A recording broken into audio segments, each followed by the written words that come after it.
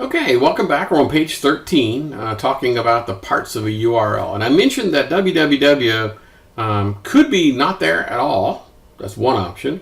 Or it could be an alias. And another reason for having an alias is maybe you just don't want people to know your naming convention. For example, if I said, it was hood C2 NEC 0014, that would kind of tell me that there's 13 other web servers out there. Maybe I should go pound around and see if I can find them, right?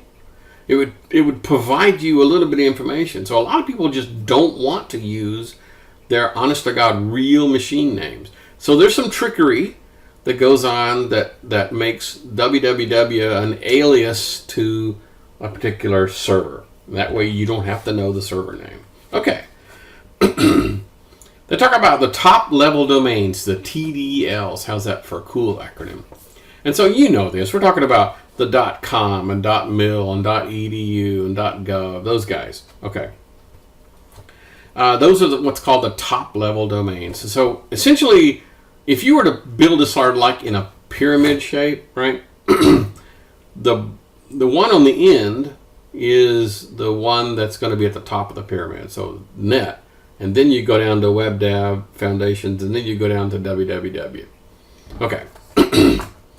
So you can create, let's say that I am this guy. I am webdevfoundations.net. Well, actually, why don't I just do one? Hang on a second. Let me pop this up. And I'm going to go to www.emmettgray.com. So here is a website with a domain name of emmett-gray.com. So I registered that domain name and got this a web address. Plus, I've got an entry in the phone book, the DNS, okay? But I can create my own subdomains. I can go in here and say wrpn. And this is another web page of mine, is another domain. So I created a subdomain. The cool part about the subdomains is I didn't have to go through that registering process all over again necessarily.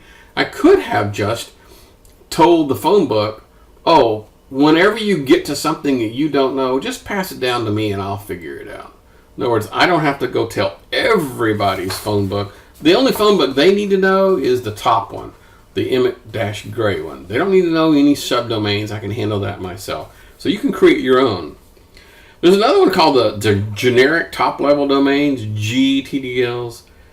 And there's country code ones, for .ca for Canada, UK and IL, and there's a gazillion of these guys. Hey, here's an interesting test question. Which country, major country, does not have a country code? Okay. All right. On page 16, we finally get to the point where we're talking about using the markup language. Yay! Because all this has kind of been background up to this point. So remember, a markup language, the purpose of a markup language basically is to do word processing. It's for formatting text. Okay, no big deal. So starting with this thing called the Standard Generalized Markup Language, SGML. Now, SGML is, even though it says markup language inside the title, okay, SGML is not a markup language. Instead, it's a recipe on how you can create your own markup language. It's the rule book. Follow this rules to create a markup language.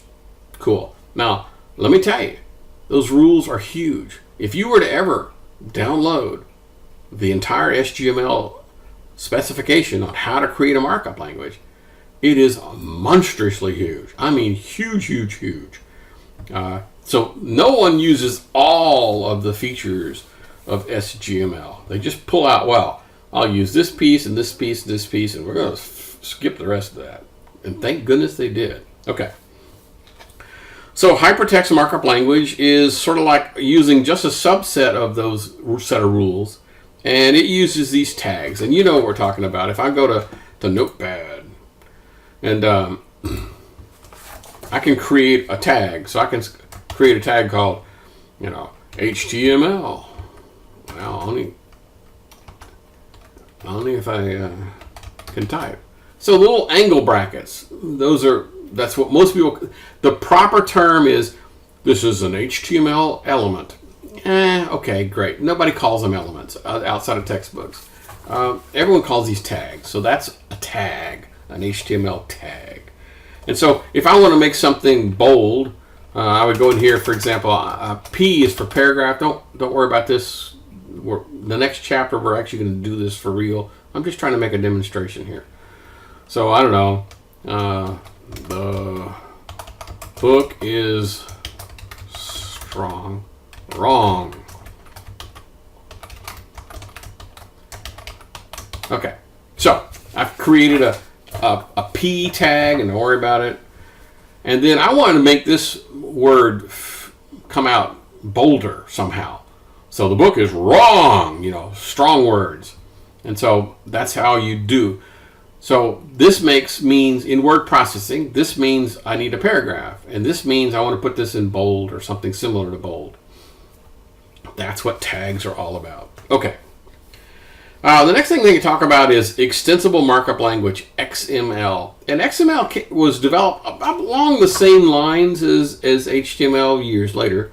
And it was designed for doing data. And instead of having predefined tags like we have here, P is a predefined tag. It's part of the HTML standard. So is strong. But in XML world, I can say first name, John.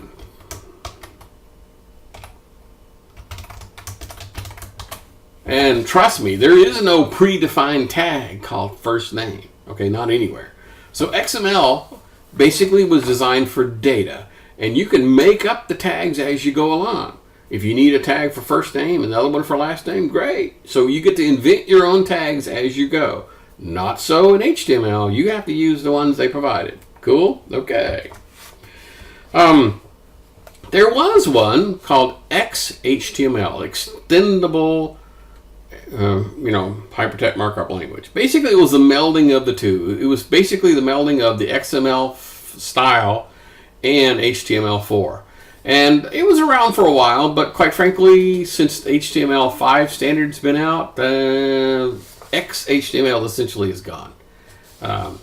It's just not being used anymore, which is perfectly okay by me.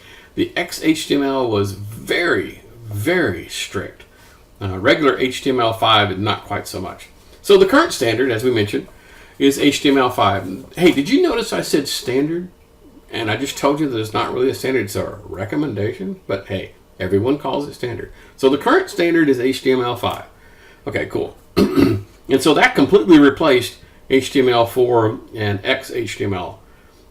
It's been around long enough, so it is a safe bet for you to code your web page. If you're making a web page today, there's no need for you to say, well, maybe I've got some old browsers out. No. If you're doing a web page today, you're going to be doing it in HTML5. Okay, cool. Okay, the current standard is HTML 5.2, but we really don't need to get into the distinction between the difference between 5 and 5.1 and 5.2 because the differences are relatively small, and typically I just say HTML5 and we're good.